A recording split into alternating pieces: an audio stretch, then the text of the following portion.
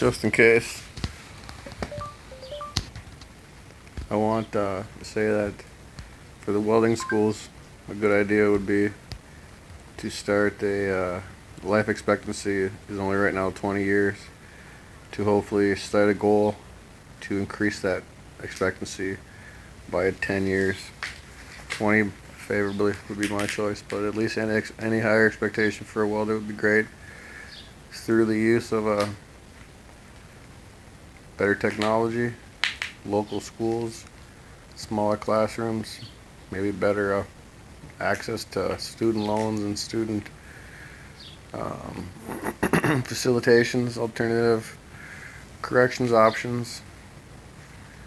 All sorts of intense children would love to learn how to weld, I'm sure, instead of going to jail, go to school.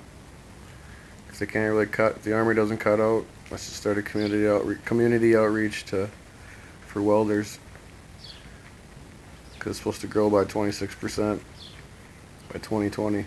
So within 6 months, 26% increase. It's quite the hype. So help me stand up for everyone's right to live longer, work less, and get paid more.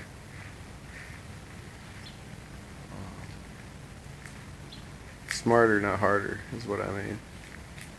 Safer would be the kind of vanilla wafer I would have.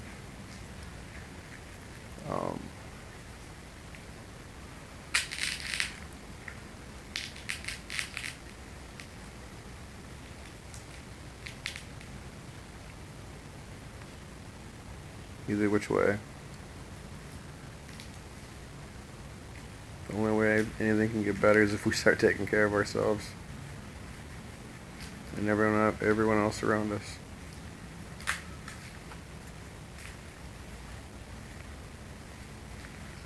It'll be so worth it.